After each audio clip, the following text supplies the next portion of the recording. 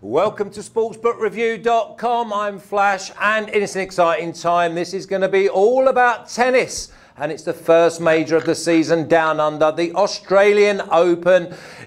For me, this is what starts the year. I think for the first 2 or 3 weeks of January don't exist until the Australian Open started. And have we got a lineup for you to give you the best value? We've got Wildcapper, and from Sweden we've got Snize, and from the UK we've got James.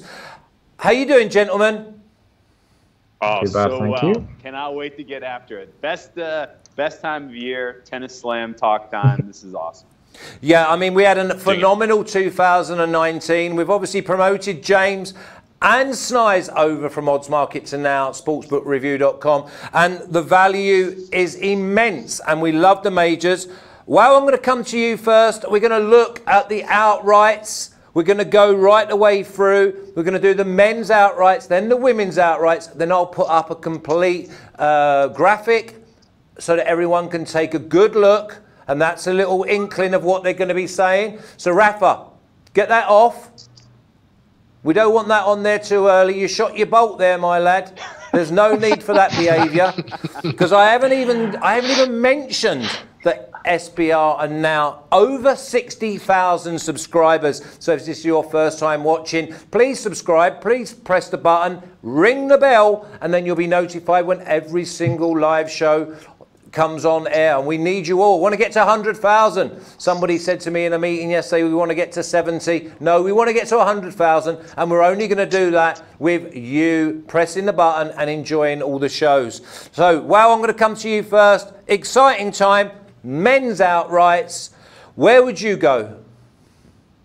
Okay, so the entire tournament comes down to one question when you handicap it off the top, in my opinion, and that is, will Djokovic win or will someone else? It's wild. He is eating up the entire top of the market, and I think that's rightfully so. Like, he is clearly the best tennis player in the world on hard court, and it's not really close. But at even odds to win the tournament, there has got to be value as you look down the board, in my opinion. And in general, I didn't think he was afforded a super easy draw. He's going to have a couple of challenges early on that could drag him out a little bit, could make it go a little bit longer. And I've got a little bit of fingers crossed here, and I'm interested to hear from Snize, who is a Djokovic backer. I'm basically taking on some prices because I think, with the air quality, with the potential for heat in week 2, you could see a vulnerable Djokovic. I know he was incredible at the ATP Cup. He was, he went head to head with some of the best players in the world and made them look, look pathetic. But this is a different, this is a different environment with best of 5. And if you can drag it out, if you can make these matches go a little longer, he's had respiratory problems in his past. I think there is value to bet against Djokovic in this outrights market. If not for the overall winner, at least to get to the final from the top half of the draw. Because guess what? Number 1 seed in this tournament, Rafa Nadal, is not fairly priced at all. There is way too much money backing him right now for what is a true probability of him winning this tournament. He is not ever 100% this time of year. He is not ever especially competitive in Australia because this court speed is way too fast, and because the conditions themselves don't necessarily play to his strengths at all. The hard court is tough on his body. He played deep into last season, really left it all out on the court to win the United States Open in a pretty spectacular 5-setter against Medvedev. And I would expect, without a doubt, at some point during this tournament, he's going to be coming into his presser after, say, round 3, round 4, and it's just going to be like, I can't do this, man. The hard court is too tough on my body. To add, even more fuel to this, he's up in the first quarter. He did not get an easy draw. He's going to have to likely face Nick Kyrgios, Australia's firebrand, in round 4, and then likely take on the winner of Kevin Anderson and Dominic Thiem in the quarterfinal. Those are going to be 2 very tough matches. I personally think Kyrgios can give him a run for his money, which for me opens the door for a long shot in Kevin Anderson at 100-1 to sneak into the semifinals. Also on the top half of the draw, I like Stan Wawrinka as a long shot. He's 66-1. This guy has won this tournament before. He's one of only a handful of players in our lifetimes as handicappers who have won the Australian Open. He can do it. He's amazing in best of 5 tennis, and I 100% expect him to give some of the big dogs in this tournament a run for their money. And then the last player I placed, and this was not a super wise decision, but just sort of a numbers grab, Federer should be 10-1. He's going to win the third quarter pretty handily, in my opinion, which puts him up in a head-to-head against Djokovic likely in the semifinals. All he needs to do is, absolve himself from a very tough loss in the Wimbledon final last summer, and Federer, punches his ticket to the final. He can do it. He plays a much shorter game. His points are compressed. He's in and out, and this sets up well if the air quality becomes an issue, if the heat is an issue in the second week of this tournament. I think Federer absolutely has a chance, and I'll take that on at 10-1 anytime. Well, I wrote down with Federer, I said that he was economic with his efforts. He makes sure that he just glides around. There's quite a few. I'm going to go to you, Snize, because I've got quite a few questions on the back of what Wales said. Basically, the heat could be a problem next week. So are we looking for an out-and-out server so the points are condensed? And is there any chance of a changing of the guard? And you are Djokovic lover. So I think Wales broke the tournament down pretty well there in his opening statement. The question is always these days when it comes to the men's, is it Novak Djokovic or is it going to be someone else? And I do think it is going to be Novak Djokovic this season. Just a real quick mention before we get into this, that the air quality, as many know, in Australia has been horrible. Bushfires have been raging. A lot of money has been raised for the cause. And so the air quality has been really low, but the air quality is actually due to improve and become not unhealthy, not just healthy, but not good, great as the Australian Open kicks off. It's been heinous for the qualifiers, but by the time the main tournament kicks on, air quality is supposed to be normal. So I don't think that will be an issue at all. So players that have respiratory issues won't struggle as much as you might have feared. And Djokovic, he's really just the best player, as Will also said, in the game. Apart from the emergence of Stan Wawrinka and solitary titles for Del Potro and Cilic, it's been the big four, or now the big three, that have subscribed on these Grand Slam titles for the last 15 or so years. I think he enters the worthy favorite as the reigning champion. And as opposed to Wales, I think he has a pretty nice draw. He obviously carried Serbia to the title in the ATP Cup and looked great doing it. Kind of tough match against Jan-Lennard Struff in the first round, but apart from that, I don't think he should be troubled. The only player I really see troubling him would be Stefanos Tsitsipas in the quarterfinal, but I've yet to see anyone hang with Djokovic over the best of 5 sets formats down here on courts that he enjoys. So I really think that Djokovic might have an easier time than one would think getting to the final. And from there, he's always going to be the massive favorite. So Djokovic for me. Who else? Are you just going with Djokovic? No, we have more. Well, if there's give anyone me more then. That's what you're here for. Djokovic, you can't be just coming in and giving me one and then doing one. Okay, let's not be quick shots here. Okay, let's keep it going. Keep people satisfied. All right. So we're going with Daniil Medvedev, and he is in the second quarter. I think if there's anyone in this draw who could match Djokovic, it would be Daniil Medvedev. He has the raw power, he has the gritty defensive style to outgrit/outgrind the Serb, and he had an amazing summer last year where he made 6 consecutive finals and pushed Nadal to the brink at the US Open. He's beaten Djokovic 2 times last season. Took a set off of him in each match, including here last year where he actually tried to outgrind him. He just didn't have the legs to do so. I think he might have that this year. He's the new member of the Big Four, in my opinion. He has a very nice draw. Really, he's got in one of the weaker big seeds in this quarter, being Alexander Zverev, who's been completely off the boil for a long time now, has no confidence whatsoever. But he will draw tough assignments in Stan Wawrinka and Andrei Rublev. But I just think that Wawrinka has been a bit too inconsistent for my liking since returning from a severe knee injury that he sustained in 2017. And I do think it's a test that Medvedev will pass. And if he does, I think it will be him going to the final and facing up against Djokovic. So Medvedev as well. And I've also taken a flyer on Denis Shapovalov to win at 5,000. He's taken incredible strides since partnering up with former world number 8 Mikhail Yozhny last season, and I think he played top 5 tennis down the stretch last season. He won his main title in Stockholm. He made the Paris Masters final. With Tsitsipas and Djokovic in his half, it's a tough ask, but I love the way he's been playing, and he could be in for a big run. And well, he's not going to like this. I've also gone with Shapovalov for the third quarter. I do not think it's a stroll for Federer. I think the elegant Swiss has slowly but surely been declining, especially over the best of 5 sets format. Over the course of the last few years, with inconsistencies and losses have started to come. The Anderson loss from 2 sets to love up at Wimbledon in 2018, the disaster loss against Millman at the US Open were particularly bad. And at his advanced age, there are just plenty of people in his path that could either take him down or really tire him out, including Millman, who looks slated to meet in round 3. So I'm just not convinced that we'll see enough from Federer anymore over the best of 5 sets format in a long tournament. And I think he's prone to be either upset or really worn down. And I think that Shapovalov is the best player apart from him. And I think that he could take advantage there. Okay. So that's it for the men's. Thank you very much, Snize. Plenty meat on that bone, isn't it, when you take the skin off?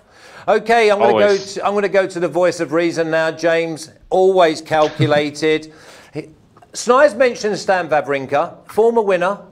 Showed good signs at the back end of last season when he started getting himself into rhythms. He was then starting to have a busier schedule. Now this year, we'll have a real test and see, because if he is back to anywhere near his best, he is overpriced at 6,600. So, James, put some realism on these outrights, please. Okay, so it still sounds funny to me hearing odds like 6,600. But that's just the Brits. So I think Whale Kappa was right that this tournament does basically come down, as it usually does at the Australian, to what Djokovic does. And I am not keen on his price. I don't personally bet on any outrights that short, really. I'm just too suspicious of the prices. But I am happy avoiding that half, especially because Federer is also in that half. And of the big 3, Rafa is easily the most obvious one to oppose on sort of medium to fast-paced hard courts. So I'm fine sticking to the top half. So I went for 2 people, obviously Wawrinka and Medvedev. I'll start with Wawrinka, given that you've mentioned that one.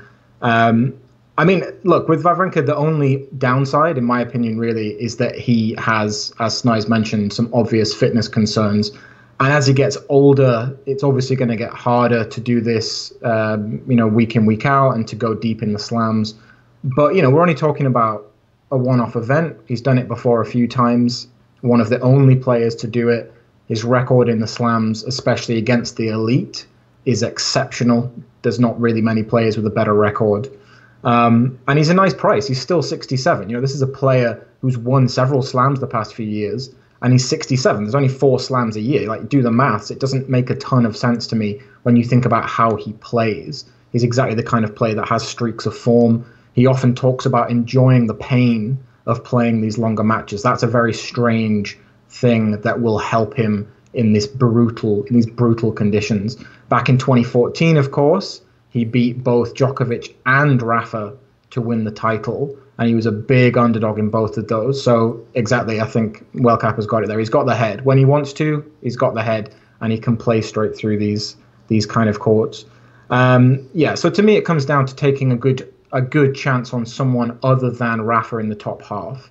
And especially given, I actually think that Rafa's doing a lot better on these quicker courts than he used to. He seems to have sorted out his serve quite a bit. He looked a lot more comfortable in general in the Davis Cup and the AT Cup than I've ever really seen him on indoor hard courts. But, of course, the flip side is he's kind of burnt himself out. I was quite surprised when he decided not to play the doubles in the end after losing to Djokovic. And I think that tells you everything. He's kind of out of gas. He's gone to 2 consecutive finals. He lost to Goffin at the end of the ATP Cup. Of course, he lost pretty comfortably to Djokovic. He kept it more competitive in the second set. But really, that was Djokovic's match, pretty much through and through. So to me, taking on Rafa in these conditions makes a lot of sense. As we say, he's never that ready at this time of year anyway. The other one for me was Medvedev. Difficult is his price is not huge. I'm not jumping on it. Obviously you go back a year, 2 years, that price looks insane, but that's because of how quickly he's done what he's done. And really, he was very close to beating Rafa at the US Open last year. If he hadn't started quite so slowly, he had every chance. I mean, in that fifth set, he was almost taking a lead, and that would have been incredible, certainly against someone like Rafa especially. Again, same idea. He's in the same section as Wawrinka, so effectively we're looking for one of those two to probably take on Rafa in the semis. But the other point to make here is that Rafa doesn't have the easiest early draw. The most obvious one being, as I think Wildcap already mentioned, he has Kyrgios early on, and that's really not pleasant, especially if Kyrgios fancies it. And to be honest, he probably fancies beating Rafa more than he cares about winning the Slam. I think he could well put up a very good performance there and shock him early doors. So yeah, for me, those two are definitely the most sensible options. I don't really see that many players in the top half. The top half doesn't feel like a particularly strong half. Of course, Zverev's the other one to mention, who's in Stan's section, and I think in Medvedev's section. And I think the obvious point to make here is that Medvedev met Zverev in Shanghai last year and just took him to bits. He really didn't have anything on the day. Zverev's not shown anything in the slams anyway. So to me, those two are the only two who have a very realistic opportunity in the top half.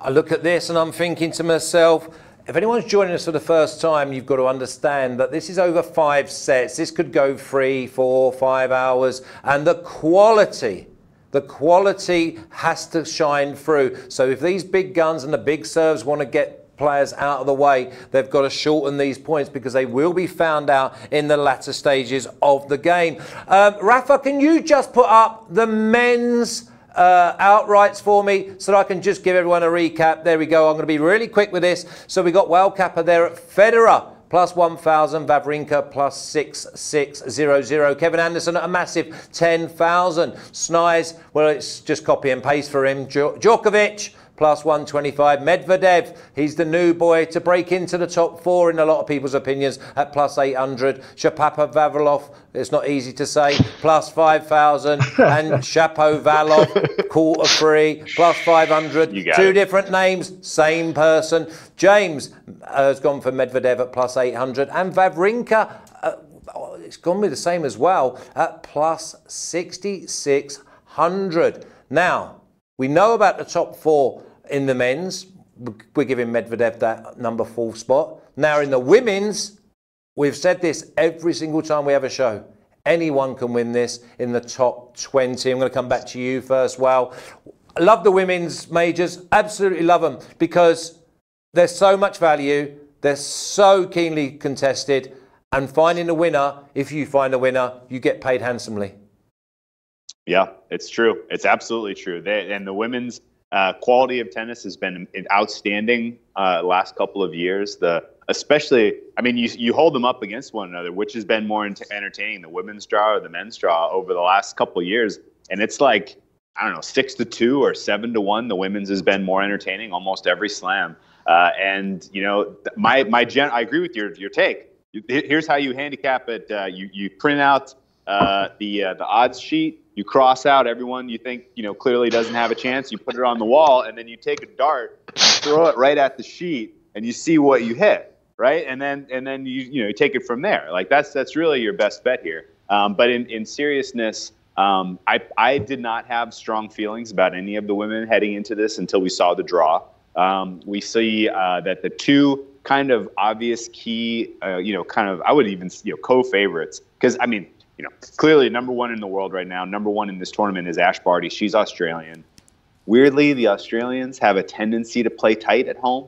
I don't know why that is. It happens in almost all sports. It's almost like the pressure of, just kind of doing it for country and in country is too much to carry. But whatever the case is, if Ash Barty comes through, I'll be a little surprised. Plus, the fast conditions here don't necessarily, do well for her against some of the, the harder hitting players. And then, you have sort of the co-favorites then in Serena and Osaka that are in the same quarter.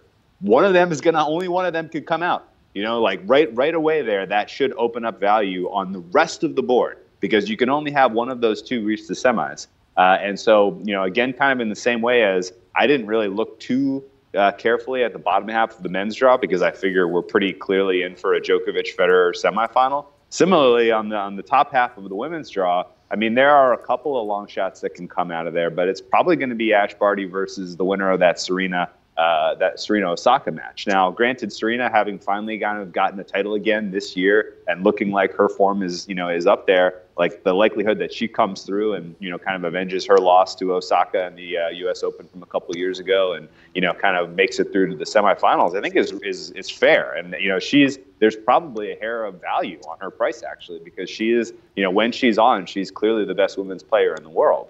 The question, though, is that, can she do it for 2 weeks? Does she still have the legs under her for, to win 7 matches? And with the day of rest in between, it's pretty likely that she'll be able to make a little bit of noise here. So she likely comes through on the top half, which then says, okay, well, who's coming out of the bottom, right? I think the third quarter overall is quite weak. There's really no one that I have kind of subscribed to in that third quarter that I think has a reasonable chance to win the final were they to get there. So I zero in now on the fourth quarter, and there's really 2 players there that are pretty clearly the class of that quarter. And it's Vondrousova, and Karolina Pliskova. Now, Pliskova, number 2 player in the world, number 2 seed in this tournament, she's not a popular pick at all. And in fact, her price completely reflects that. Like, if you're the second best player in the world and all of your power, comes from your serve, and you have this, dynamic, ability to just win free points, you should be a co-favorite of this tournament. You shouldn't be 10-1. And the reason that she is as cheap as she is, relatively, is everybody's gotten burned on Pliskova in the past. It's happened year in, year out. At Aussie Open, at Wimbledon, she underperforms. And a lot of that, in my opinion, is because it's kind of in her head. Like, she overthinks like her own performance on certain, in certain matches. If she's not performing well, at her internal monologue, she just gets down on herself. She tells herself she's no good, and she just takes herself out of the match. And the reason that you don't see that in other kind of, non-slam environments is because she's allowed to have on-court coaching, right? And your coach comes down and she pumps her back up and she goes back out there and she kicks ass again, right? But in the slam, no on-court coaching, so it's up to her to kind of do it all herself. Well, what was super interesting in a run-up to this, this tournament this year, what was fascinating in the handful of clips I saw, she was playing well. She's at the top of her game right now. She, wins the first set. And her coach comes down on the court, and instead of coddling her, instead of building her up, instead of giving her, kind of a dose of kind of warm, fuzzy medicine, he's sitting there like, you're crap, you're not playing well, you're not in this match. Like, he's kind of giving her, the reps of like, persevere through adversity, which is what you're going to be, this is the setting you're going to find yourself in this slam when you're there alone and your internal monologue is coaching you. And so I think that fact that they have kind of stumbled on this, mechanism really for her to kind of get through the tough moments of matches should unlock some of her potential in this, because on this, with this court speed, with her weapons, she should clearly be in the discussion for favorites. So I took a chance on her at 10-1, and really the only other player I'm kind of fearing in the bottom half is Marketa Vondrousova. So I really just need her to perform in that quarterfinal, and she should punch her ticket to the final. So 10-1 each way, that sounds like value to me for who clearly should be in the mix for the title. 100% couldn't agree more, because obviously I get the selections earlier, I put them up, and I've got Pliskova, class, mentally finds a way to get beat. Will this year she mature to be able to get over the line? That's what I've wrote, and I mean, that's exactly what you were saying there. I mean, Snize, I'm going to come to you now. We can't have a major without you giving me an update on Bianca Andreescu. Well, go on then. Give me a nice update on how she's doing. Unfortunately, not doing so well. She sustained a knee injury in the WTA finals. And I was obviously, as people that have followed the show for quite some time know, I am extremely high on Bianca Andreescu. I think she's the future world number 1. I think she's the best player on the planet. And when she's on, people struggle to even get close. She would have been my clear pick for this tournament had she played, but now she's not, which is unfortunate. But that opens up for someone else to, take the crown. So yeah, over on the women's side, as per usual, it's completely wide open. Just to illustrate this fact, the last 12 Grand Slams have seen 12 different champions. No one has been able to actually come in and redo it. Just someone new every single time. And even looking at last year, even the semi-finalists are different. Only Svitolina and Serena made more than one semi-final on a slam, and the rest were all different names. This year, I think the class and the player to beat is Naomi Osaka. She struggled a lot in 2019 after winning this title. She's the reigning champion with the world #1 ranking and the expectations that have come with it. She's a really shy person. She opened up about this mid-season and improved since. And I think that she has this kind of unstoppable mode that she gets into. When she gets on a roll, she's almost impossible to stop. She was the one who ended Andreescu's 17-match win streak. Talking about streaks over in Beijing last season. And looking at Osaka, like we mentioned, she does have to face Serena Williams. But Serena Williams, my problem with her is we both have questions physically. She is very, very up there in the age right now, closing in on the big 3.8. She has looked fit though, but then there's the mental part.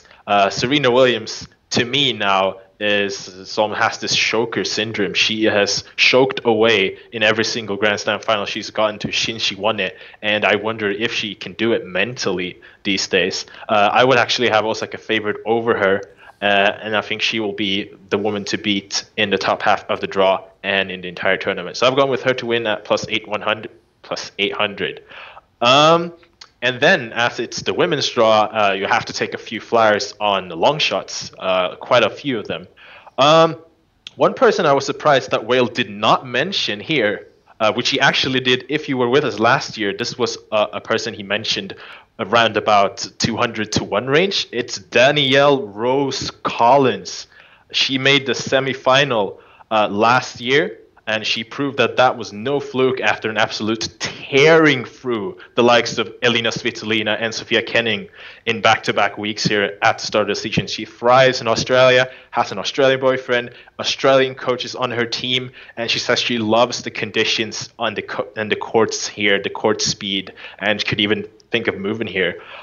She looked absolutely sensational, pushed Ashley Barty to the brink as soon as today in the Adelaide semifinal, and she's been placed in the third quarter, which Whale also highlighted as a quarter that can be opposed. Okay, that was actually the fourth. But in the third quarter, she's in with Bencic, she's in with Halep, and I think there are quite a few upsets brewing in this quarter. Halep runs into the red-hot Jennifer Brady in the first round, and Brady's done a lot of work to improve her conditioning and her power in the off-season. And I think Halep actually loses in the first round.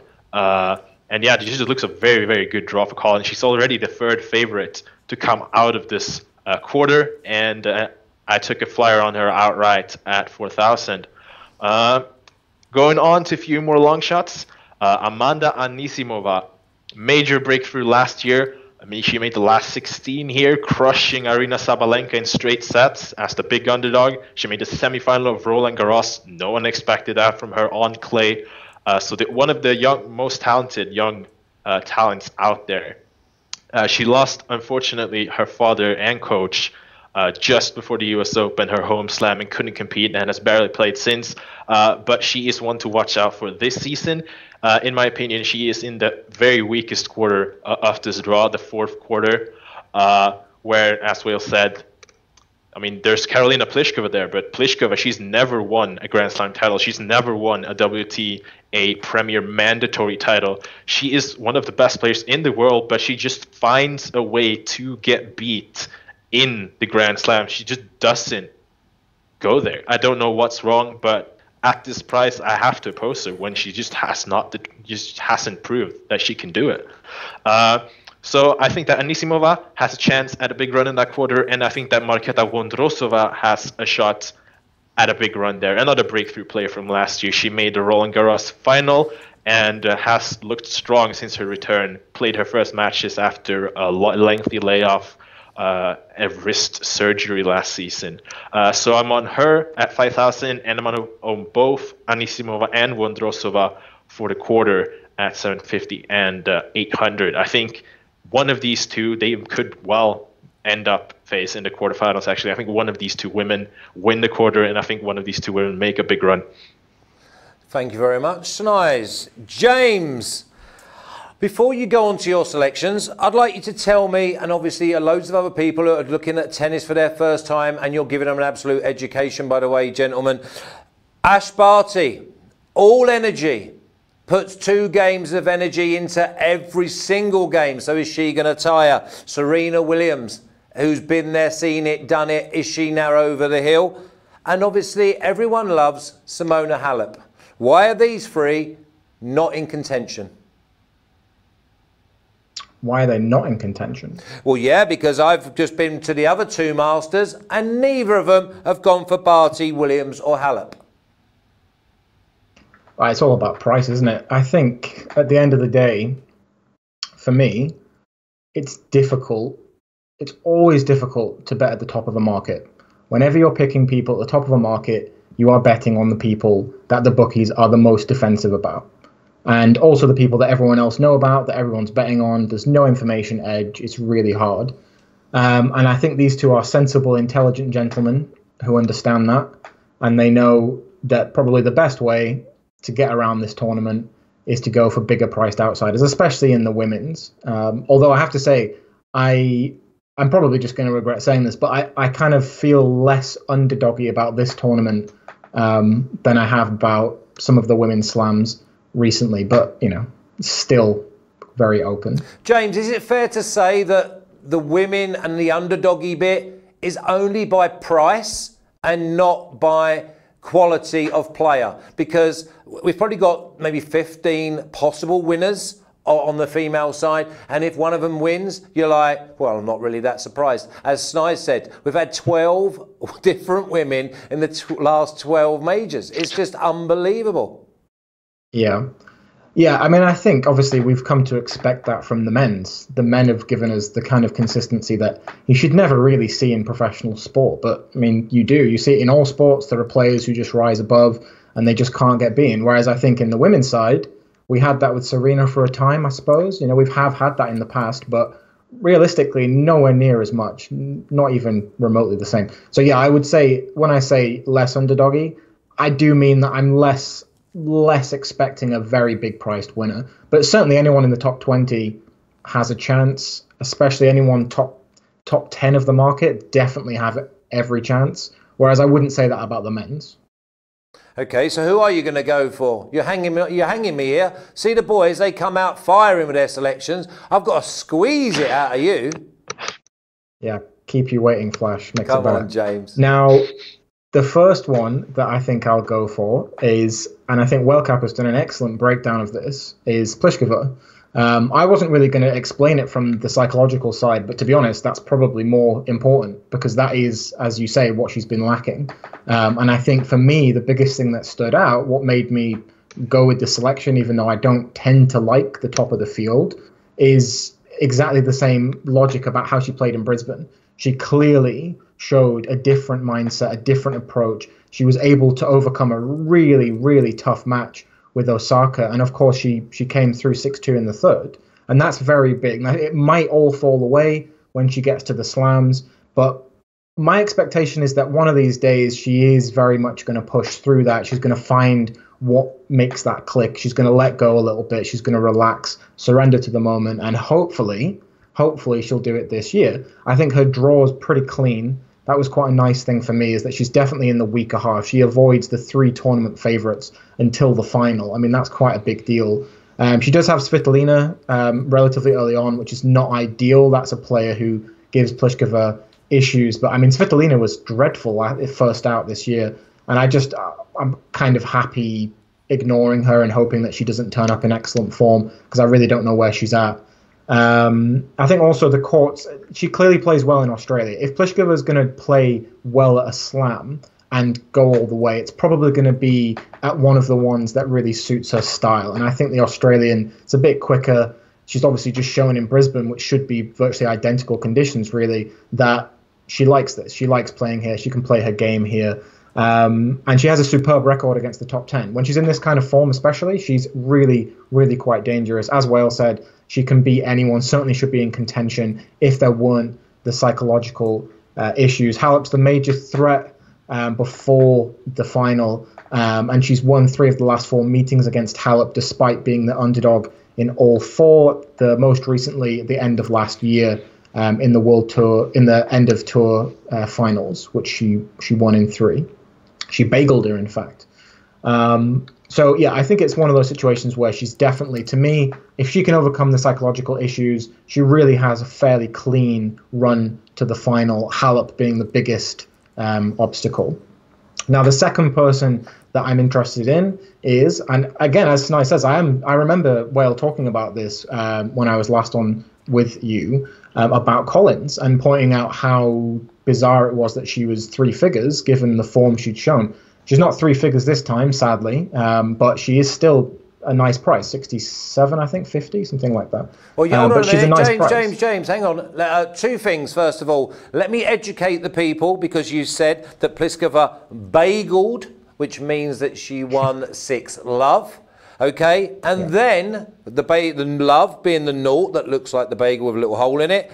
And secondly, you're talking about Collins at 6,600, which is obviously 66 to 1 or at 67. And yet Snize came in with Collins at 4,000. Back to you, James. Just another lesson learned, Snize. Yeah, so obviously I think that this is probably as good a chance as she's going to have. Again, she did very, very well in this slam last year. I think she beat Kerber, priced plus 600, which is a phenomenal win. She's already beaten Svitolina this year, priced plus 500, and she took her to bits, which probably tells you a lot more about Svitolina than her. But still, it's a win. You only beat what's in front of you, and she just generally has a stupidly good record as the underdog. I mean, she is just one of those players where you just look at the bookies and think, why is it that you're not defensive about this player at all? They keep offering good odds over and over and over again. So I mean, I think Halep's the person that she's the most difficult person she's seeded to meet early, and that's not ideal. Halep's not a player I'd love to oppose, but I think Collins is one of those players that will probably give her a good match. The conditions will suit her here. As Snize said, she likes playing here. And I just think she's too big of a price. And great value as well. I don't know if Snize can go back into the well and maybe get a bit of the plus 6,600 from his plus 4,000, but we love that, James. I mean, that's a massive difference. That's 33% more. I mean, I actually got plus. She's getting hit hard. I don't think you can find it better than 400 early in the week. So if you follow me on Twitter, you already have that price, but I couldn't find this price as I was scrounging for the US bookies. But I'm sure there's better out there. But actually, I am sitting on an even better number than James. Wow, this is unbelievable. James, have you got an 8? Have you got a plus 8,000 now? Snize, I'm loving it. You're keeping it well under wraps. This is like tennis battleships. This is brilliant. Okay, listen, Rafa, can you give me the women's outrights for me to go over, please? Here's the women's. The World Cuppers all in with a new year, new Pliskova at plus 1,000. Snize is gone with Osaka at plus 800. Collins, it says plus 4,000, but he's got a nice ticket at plus 7,000. He's got Anisimova at plus 4,000. Vondrosova plus 5,000. Give myself a pat on the back. Anisimova, quarter 4 at plus 750. Great odds there. And Vondrosova at quarter 4 at plus 800. And James is there with Pliskova, like World Cupper, at plus 1,000 and Collins at plus 6,600. Okay, I'm going to come back to you now, Wal, and we're going to look at round 1 best bets. Now, who of the whole card in the men's can you see a few of your shekels going on? I need to see a lot more of the qualifier, who gets matched up where, before I make my entire round 1 card. And I'm steering entirely clear of the women's round 1. I do this every slam. I like to see the women play out the first couple of rounds, and Mostly that's just because I don't bet the women's tour, not in slams. And so there's a lot of players that I really just don't have a great feel on their form until I see them play a couple matches. So I'm focusing really on the men's for this tournament, especially in week 1. And of the lines that are up there, there's only one that I'm really like scratching my head at, and it's I'm gonna go to the well with the plus money dog and take on Berankis. He's here for the paycheck. His performance in some recent matches has been so underwhelming. And I know he's not going up against the powerhouses. He's going up against a Spanish gentleman with the famous 3 names. It's Roberto Carrera, RCB, who's a money line dog at about 2.2. And really, I'm just expecting Berankis to kind of show up for his round 1 money and then fly back to Lithuania. Okay. Well, I'm going to come to you now, James. Can you run through your round 1 best bets, please? Yeah, sure. So I'm going to start off with the men's. And there's a few different angles here. I don't know quite how widespread the American bookies are in terms of the markets. It looks like some of them have more than others. But there's a couple of really obvious tie breaks if you can get the kind of prices I can get in the UK. So Karlovic against Pospisil, there's not many matches more obvious for a tiebreak than that one. I think 5 of the last 6 sets have gone past 5 all. And in the UK, at least, I can get over evens, like 2.1 on James, the first set tiebreak. Is this set 1? Is this the first set tiebreak or tiebreak at any time?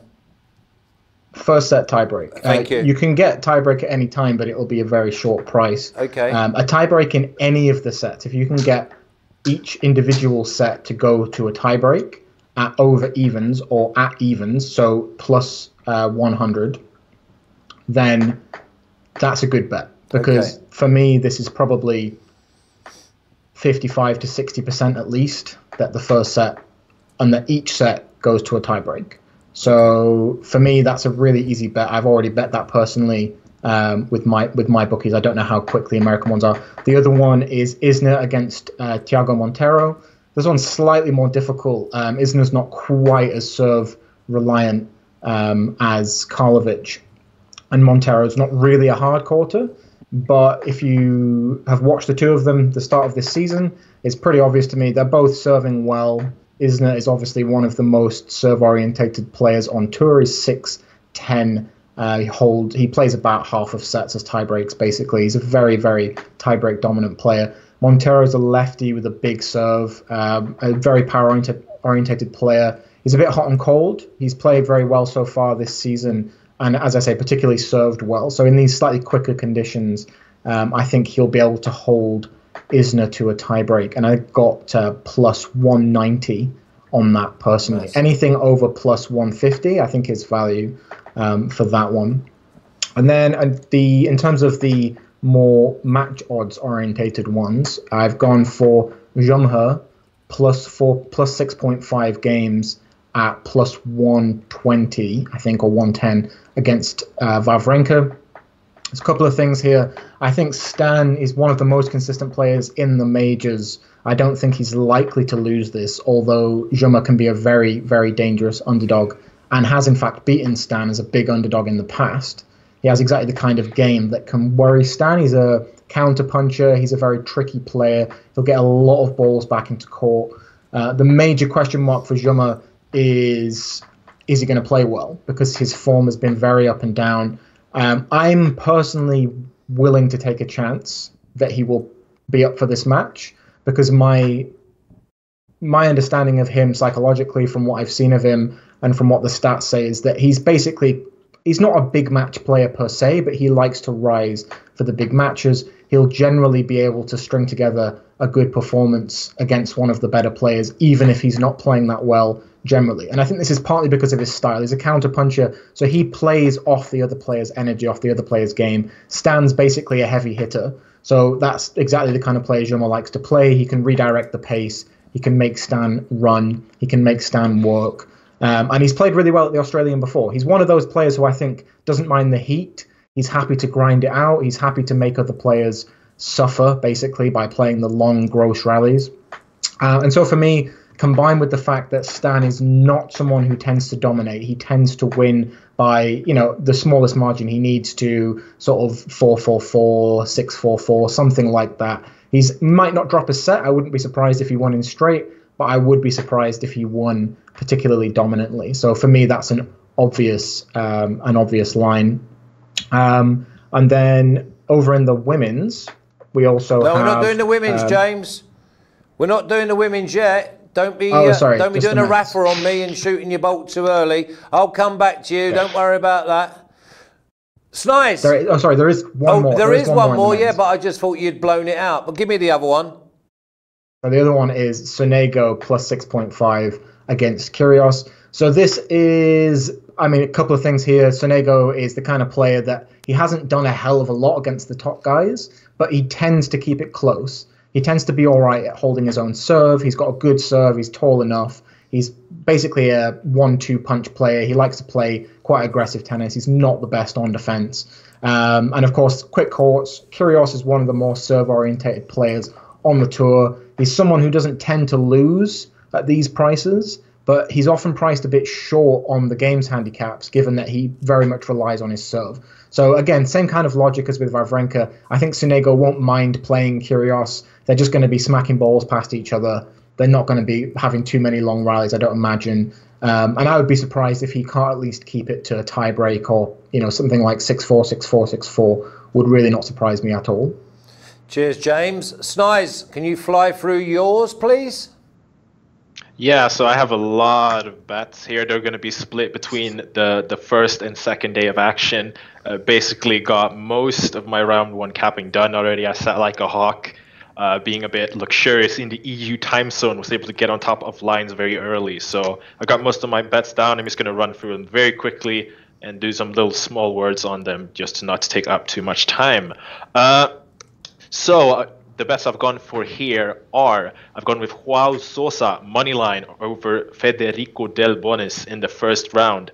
Del Bonis is one of the most clay specialized players on the entire tour. He has a really slow, big swings, just does not have the tempo to fare well on hard court. So minus 115 on the Sosa moneyline. Medvedev TFO under 31 games, minus 110 Bovada. Medvedev is the new Big Four member, according to me. I know that Whale may not like this, but I'm very low on TFO this year. I actually think he blows in around the 60-70 tier in the world. He's very inconsistent. He will bring the fight, but I don't think that when the push comes to shove in the crunch times of each set, I think Medvedev's superior quality will shine through, and I think he wins this in straight sets, and so I like the under there. I've gone with Soewo Kwon moneyline over Nicolas Basilashvili plus 140 Bovada. Basilashvili is a jigsaw. He runs super hard, runs super cold. He's a perfectionist. He's a huge hitter, always aiming for the lines. When he's off the mark, he's really off the mark, and that's him right now. He's lost 5 of his last 6 matches, hasn't looked good. Kwon has actually qualified in to slams and done a couple of good performances in the past. He is a very, very agile, quick player, clean ball striker, gets the ball back into the court, and that's the type of player that an off Basilash really struggles against. So I think he wins here in upset in round 1. Pospisil, Karlovic, over 42.5 games, like James said. Very obvious bet here. It will go to tie breaks. We will see a lot of tie breaks. I can't see either of these players winning in straight sets. So it could well be 5 sets of tie breaks. It could be 4 sets of tie breaks or somewhere along those lines. We should pass this line comfortably. Corentin Moutet, plus 3.5 games over Malen Cilic at minus 108 bet online. Cilic, formerly a very good player, has just gone off the ball a lot. Former world number 3 as late as 2018. He's just not been good. He's lacked confidence. He's wild with his shots. Mentally, he's been prone to breaking down, and I still haven't seen enough from him actually fixing that. Moutet is a left-handed Frenchman, up and rising, very talented, has a ton of variety. He can lob it, he can slice it, he can hit it hard, made a big impression of me last year in Roland Garros, where he made a little run. And I have this as a very, very close match. I have Murte as the very slight underdog, and I just think that the bookies are just pricing up Cilic on name here. He's not the same player he once was, and I think there's a ton of value on Murte to be exploded here. So I've gone with him plus 3.5, and I've also gone with him money line at plus 171. Last two bets. Kyle Edmund moneyline over Dusan Lajovic. I think Lajovic was super hot at the ATP Cup, but generally he's not a player that thrives on hard court. He's more of a clay court player. Kyle Edmund had a woeful 2019, but he's showing signs of re-emergence back to the kind of quality he can produce. And down under, fast hard courts, I think the surface advantage will be telling here, and I think Edmund wins. Finally, I've gone with Stebe pair over 36.5 games, minus 109 bet online. So pair apparently cares. The week before the slam, whoops, he's in a final in an ATP event. He'll come in here, see a first round match that looks easy on paper against Stebe, but Stebe is a fighter. Pair isn't exactly the type that usually holds focus for an entire match. He has blips of concentration. He can get pissed off at the blink of an eye. It wouldn't surprise me if he wins a title tomorrow against Umba if he loses in the first round. But in any words, I think that Stebe will bring the fight. I think this goes at least 4 sets, so I like the over there. Okay. Oh, that's it for the men's. Yeah, well, listen, if you don't want to talk, don't be sending so many bets in. Rafa, give me a visual of that War and Peace piece from Snize. Okay, I'm going to fly through this, and obviously the one that's not on there is Wildcapper's Fade of Barrancas with the go with the Spanish boy. Okay, James has gone with Sonago plus 6.5 games versus Kyrgios plus 110. Zuma plus 6.5 games versus Wawrinka at plus 120. Karlovic and Popsville set 1 tiebreak at plus 110, but we're expecting tiebreaks throughout that match. And Isner and Monteiro set 1 tiebreak at a massive plus 190. And here we go with Snize. Suja, money line at plus 115. I need that up for longer than that. I'm doing Snize, Rafa. Medvedev versus TFO under 31 at minus 110. Kwon, money line at plus 140. Popsville and Karlovic over 42.5 at minus 105. Both the boys expecting tiebreakers there, so you should go over that. Muter plus 3.5 at minus 108. Muter, money line at plus 171, Edmund moneyline at minus 147, and Stebe and Pair over 36.5 games at minus 109. Thank you, Rafa. Let's go back to you, James, and give me your women's best bets, please.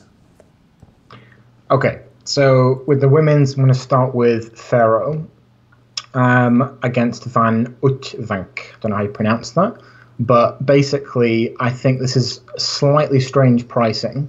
I can see why in a way, but Ferro's quite a big underdog here. She's almost plus 200, and the main reason for that I can see that makes sense is that the conditions and the playing style don't really suit as much on a hard court.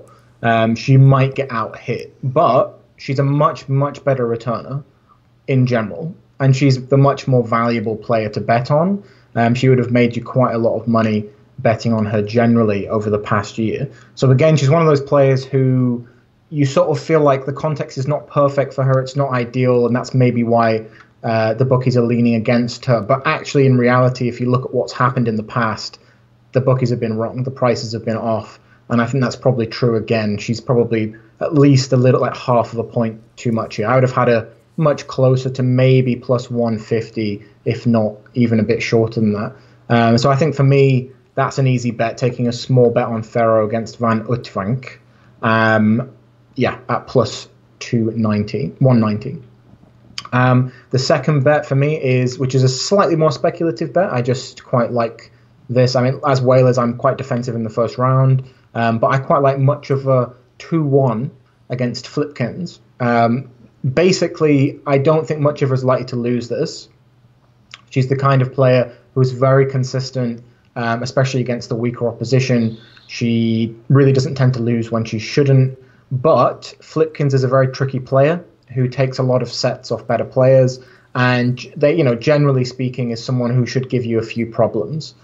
So for me, we can get plus 320, I think it was, on the 2-1. And for me, that seems like the kind of situation that's primed for a 2-1, where Flipkins has some chances, maybe takes them, but ultimately is just not good enough to get over the line against Muchova. Excellent, James. Snize, War and Peace Part 2, please. Yes, get ready to listen, because here we go. I don't have as many for the women's. I have 6 bets here. And we will just kick on with a fellow Swede, Rebecca Peterson. She had an impressive surge last season, breaking into the top 52 titles at the tail end of the year. She has been struggling with back spasms, but according to my reliable sources here, she should be fine. And so she should be a large favorite over Polona Herzog, a very, very clay court specialized player. And I just have Peterson as the more talented player, and Peterson is better on hard court. So quite simply, minus 2.5 games, minus 105, bet online. Mari Boskova, plus 6 games versus Osaka, minus 117, bet online. So Osaka is known as a slow starter in Slam. She's admitted as much herself, and it usually takes her a little while to get going and hit full stride.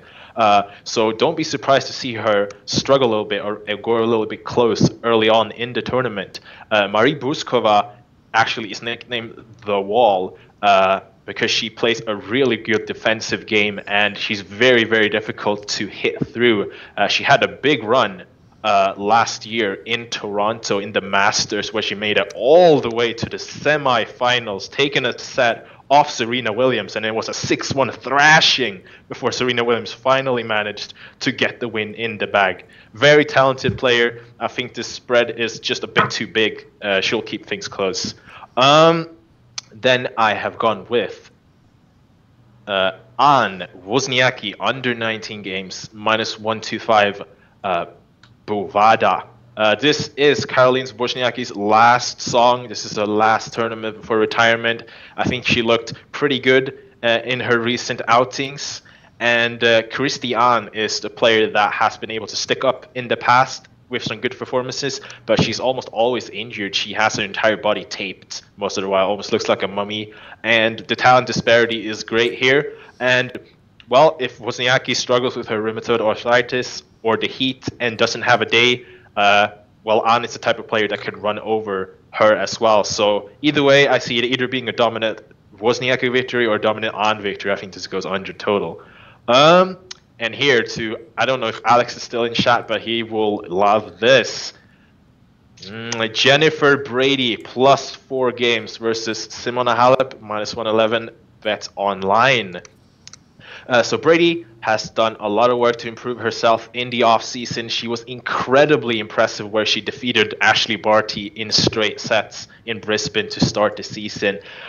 She's a really solid server, good hitter, and just a very overall solid player, and I expect her to rise through the rankings this season.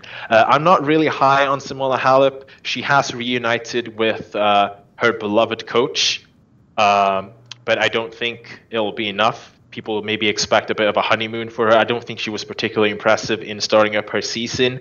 And I think that she can well be in trouble here. Brady has the weapons to hit her off the court. And I think at the very least, it's going to be very close.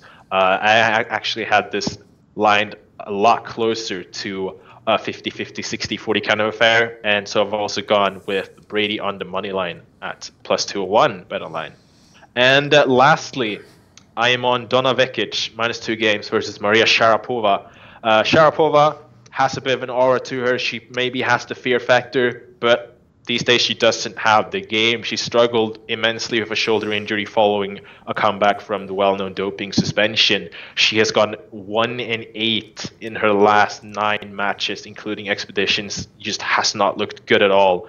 Meanwhile, Donna Vekic is borderline top 20, very talented player, and I expect her to punish Sharapova. If you follow me on Twitter, I had hit a max bet as soon as this line opened, and it opened at Pick'em, and I jumped all over that, but I would even go -2 with a slightly smaller stake. I think Vekic runs away with this one.